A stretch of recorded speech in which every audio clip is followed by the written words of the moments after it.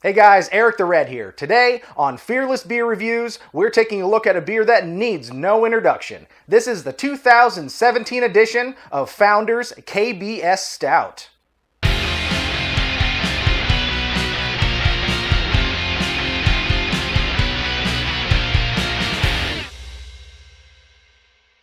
Why KBS? Why is it such a highly coveted and sought after beer? Well, the truth of the matter is, the KBS line is a very rare and very meticulously treated beer that sets it apart from everything else. It's not just that it's a big stout. It's not just that it has a very high alcohol content for what it is. And it's not just that it's aged in bourbon barrels for over a year. The reason I like KBS so much is the charm of knowing that when they fill these barrels, they stick them in a cave. That's their words, not mine. They fill the barrels, they stick them in a cave, and they just let them sit for a year. Over the course of that year, a lot of science happens.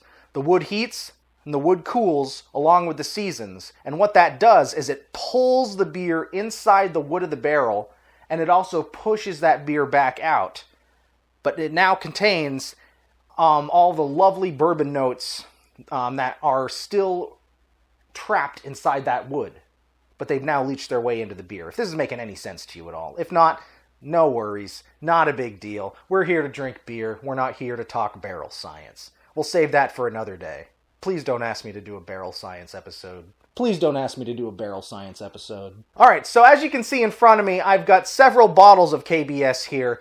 And I first got into the KBS line by absolute accident. I wandered into a store back in 2015, and they were selling it literally on the front counter. The guy's like, yeah, we've had it on the counter for about half an hour, and it's just about gone.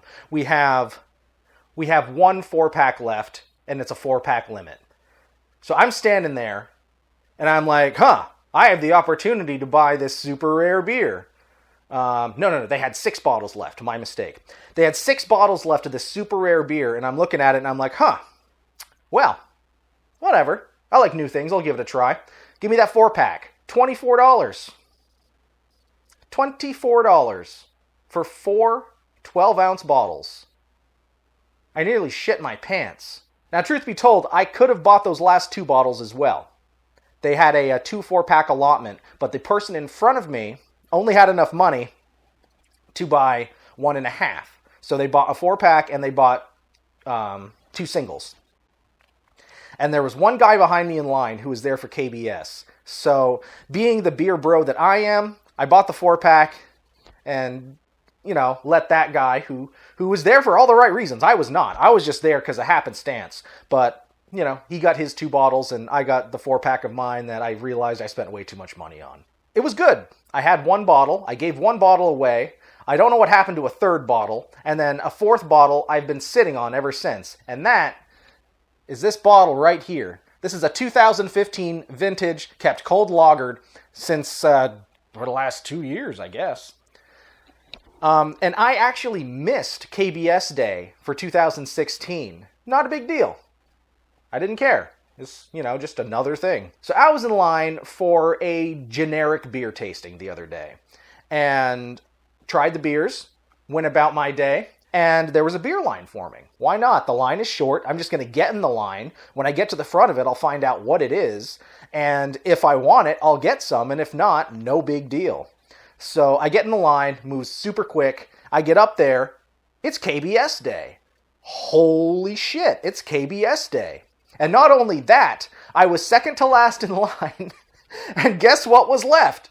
1.5 4-packs was left. It's like the story of my life. So I get up there. I take the 1 4-pack so the guy behind me could get a couple of bottles.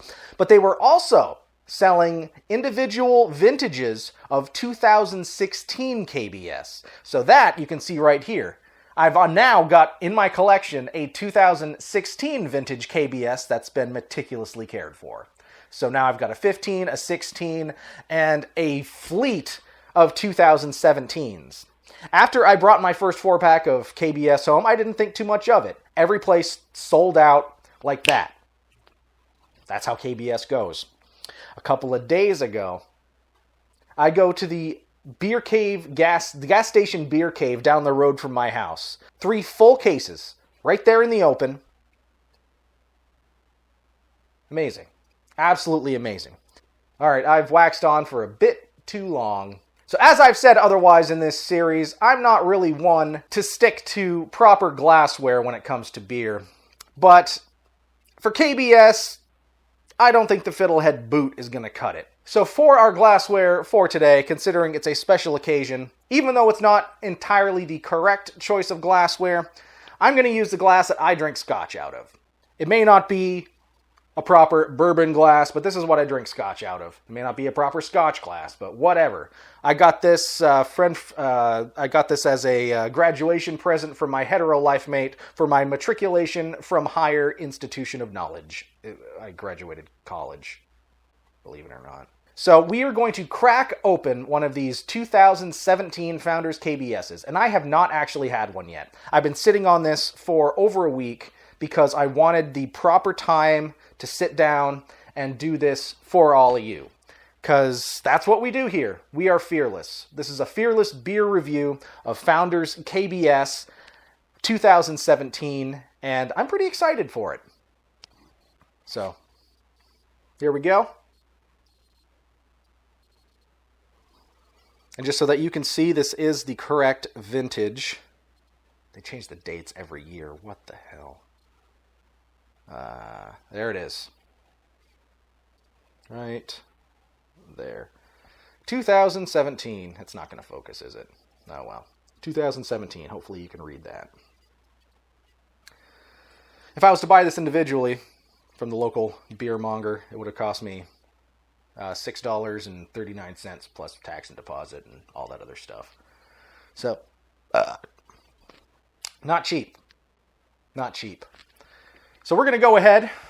We're going to open this up. And today our bottle opener of choice is a pair of pliers. Don't believe me? Just watch. Oh,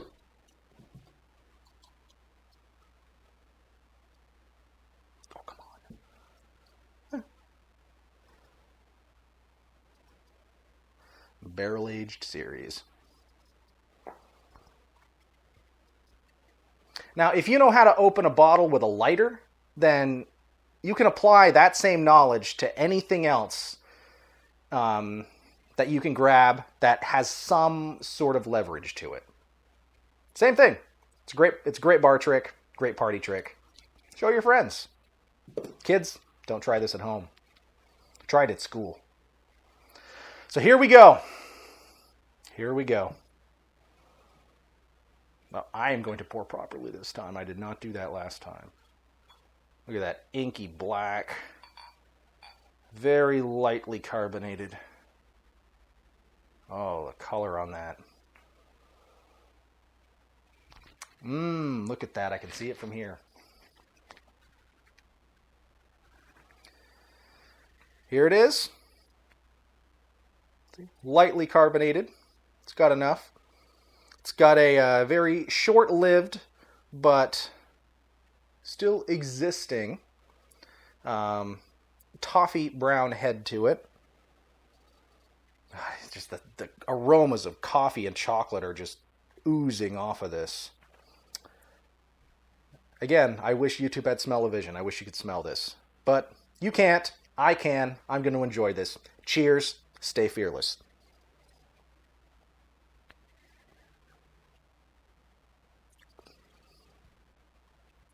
Wow, man, that is intense.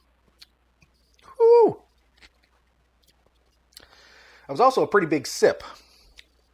Oh, there it is. It's just like super, super dark chocolate, like bordering on baker's chocolate. Just, oh, that's so intense. And it makes your eye want to twitch. And So I'm not sure what the proper serving temperature is of this. Is it room temperature like a bourbon? Is it nice and cold like a regular beer? I'm not entirely sure. But this has been sitting in my keg freezer, which is currently at lagering temperatures. So around 36 degrees. but I have let it sit out for approximately 45 minutes to an hour while I set up all of my cameras and everything. So it's cool, but it's not cold. So I think the temperature is pretty solid on where I'm drinking this. And it is just overwhelming my palate. It's overwhelming in a good way, but it's also just very intense. You forget over the course of the year just how big and bold a beer like this truly is, and how it's solidly constructed for long-term aging. But this is very strong, very pungent. The chocolate is just running rampant. It's overpowering everything.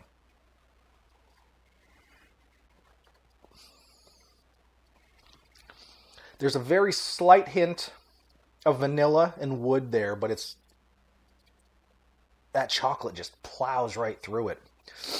There's also those coffee notes are kind of there, but again, the chocolate just flies right through it. Now, we're just going to read the label here.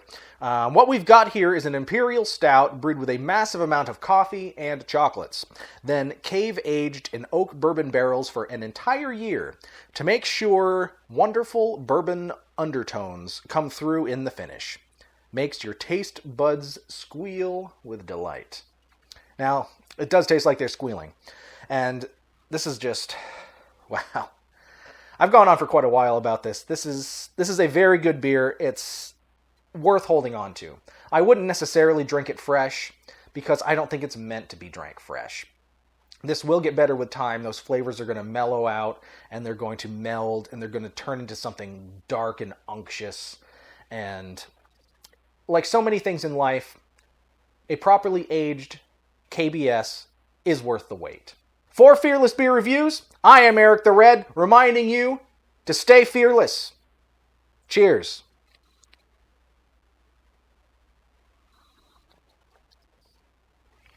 All right, thank you so much for watching this episode. If you have suggestions for beers that you would like to see reviewed on Fearless Beer Reviews, make sure you put them in the comments section down below. If you liked this video, please give it a thumbs up. That helps me out a lot. If you didn't like this video, give it a thumbs down. It helps me out a lot. And lastly, please click that subscribe button if you haven't already. Feel free to check out some of the other videos on the News for the Caffeinated channel. It may not be your cup of tea if you're just here for the beers, but hey, life is all about variety, and it's worth checking out. So I'll see you next time. Cheers. If you'd like more information about the Founders Brewery, check them out online at foundersbrewing.com. I've got a link down in the description below so you can't miss it. Stay fearless.